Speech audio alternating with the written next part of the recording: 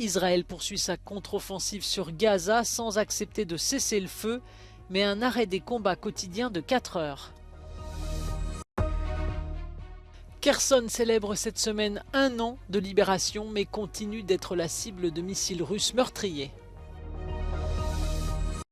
La voie se dégage pour le Premier ministre espagnol sortant. Le Parti socialiste de Pedro Sánchez et les indépendantistes catalans ont conclu un accord pour permettre sa réélection. La conférence internationale sur l'intelligence artificielle s'interroge sur la possibilité pour l'Union européenne et les États-Unis de collaborer avec la Chine dans ce domaine.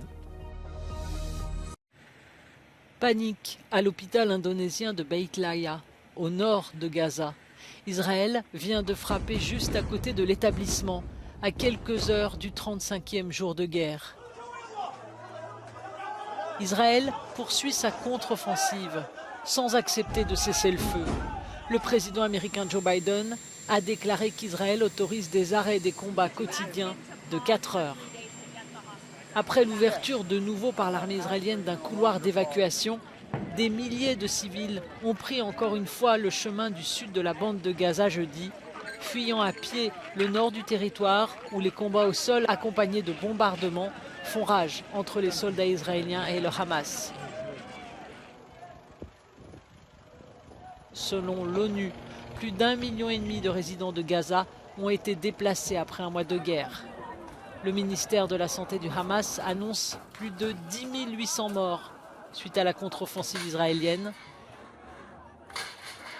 En outre, 18 Palestiniens ont été tués jeudi dans des affrontements avec l'armée israélienne dans plusieurs localités de Cisjordanie occupée, dont 14 personnes à Jénine.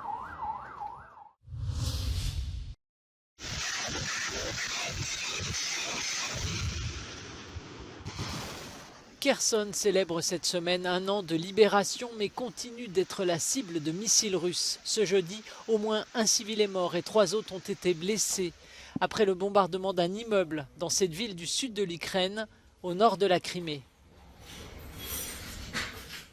La vie quotidienne à Kherson reste dangereuse, mais il y a encore des écoliers, comme la petite Anastasia.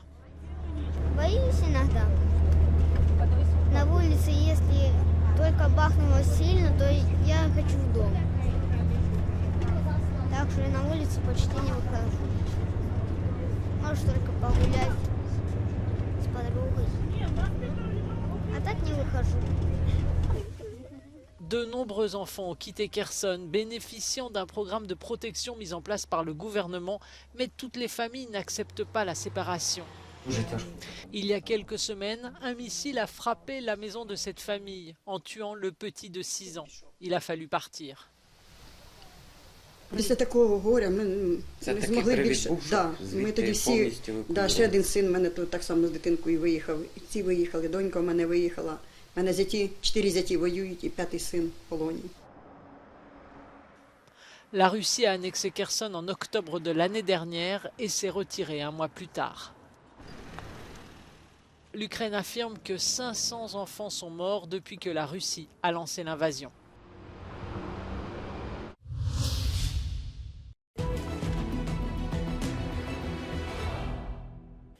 Russian forces are likely ready to conduct a third wave of assaults on Avdiivka, but inclement weather will impede Russian use of equipment, says the head of Avdiivka military administration. Ukrainian military officials have said that Russian forces, reinforced by reserves, continue to attempt to encircle Avdiivka in the region of Donetsk. Ukrainian military spokesperson Anton Kutsukony stated that Russian forces have concentrated 40,000 reserves in the Avdiivka direction on 3 sides of the town, though it is unclear how many of these personnel are committed to offensive operations, notes the Institute for the Study of War. Ukrainian forces regard Avdiivka as a gateway for future advances to recapture territory in the east. The large Russian-held town of Donetsk is just 20 kilometers away. With 32,000 residents before the full-scale invasion, Avdiivka has become a symbol of Ukrainian resistance. It was seized briefly in 2014 when Russian-backed separatists captured a chunk of eastern Ukraine, but Ukrainian troops retook it and built up fortifications. Since the 10th of October, Russian forces have launched a fierce, large-scale attack on it, but haven't been able to make significant progress amid high losses. Alors que la tension autour du projet de loi sur l'amnistie des indépendantistes catalans est à son comble, l'un des fondateurs du parti d'extrême droite Vox a été blessé par balle ce jeudi. Les faits se sont déroulés en plein centre de Madrid. Alejo Vidal-Quadras a reçu un tir dans la tête en début d'après-midi. L'auteur présumé est un homme qui circule à moto. Il a pris la fuite et est recherché par la police. À 78 ans, Vidal-Quadras a été président du Parti populaire catalan, puis a fait partie des fondateurs du parti d'extrême droite Vox, qu'il a rapidement quitté après sa création.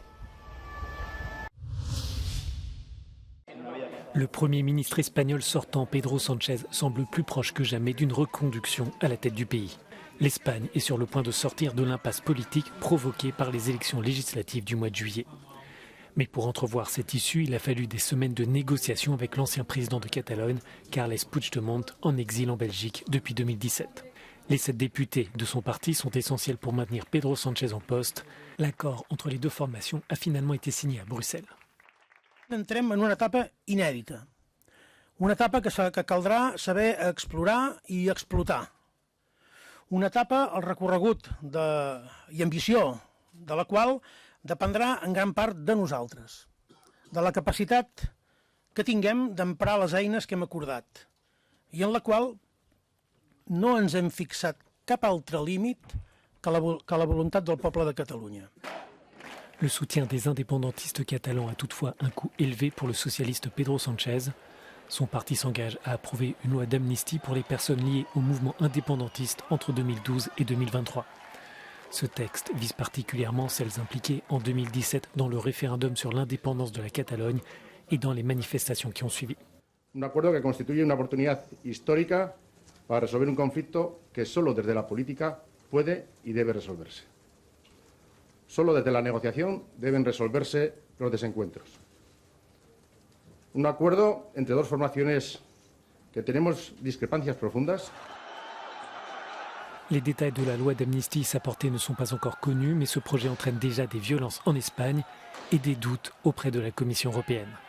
Le commissaire européen en charge de la justice, Didier Reynders, a envoyé mercredi une lettre au gouvernement espagnol pour obtenir des précisions.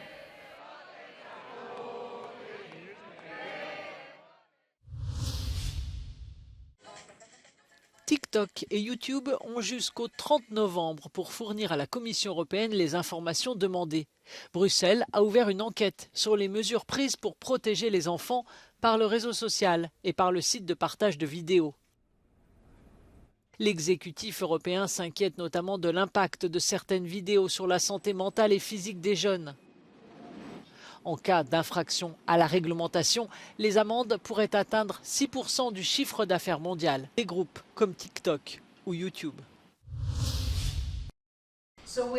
Alors que les gouvernements du monde entier sont lancés dans une course pour réglementer l'intelligence artificielle, l'attention portée à la coopération mondiale, en particulier avec la Chine, s'intensifie. Ce fut l'un des thèmes de la conférence internationale sur l'intelligence artificielle qui s'est tenue à Bruxelles. Pour de nombreux participants, une collaboration avec Pékin pourrait toutefois se révéler difficile. I think it's fair to say that the geopolitical reality is not very conducive to deep, meaningful cooperation.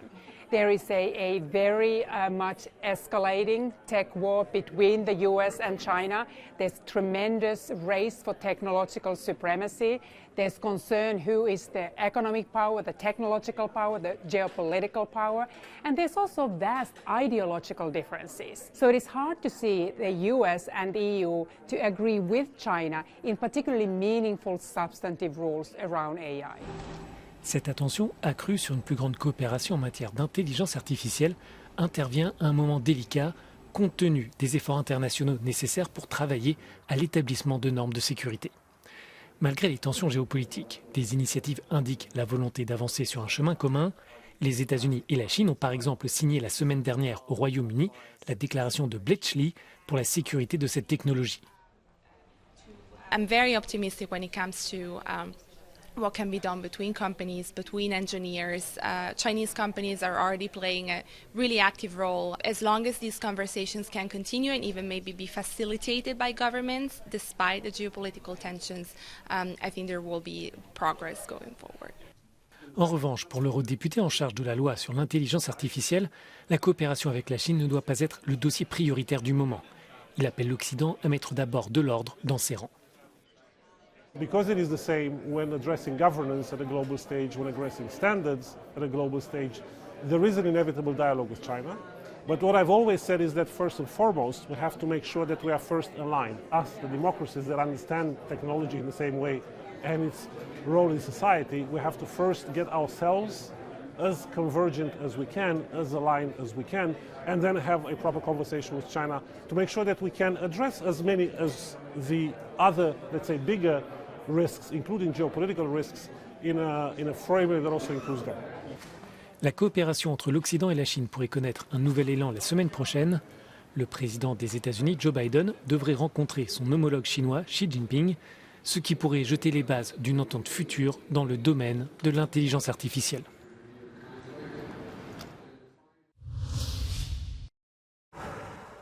L'éruption d'un volcan sous-marin a donné naissance à une nouvelle petite île au Japon. Les experts pensent qu'elle ne durera pas longtemps, mais l'éruption au large de la côte sud d'Iwo Jima a donné lieu à un spectacle rare.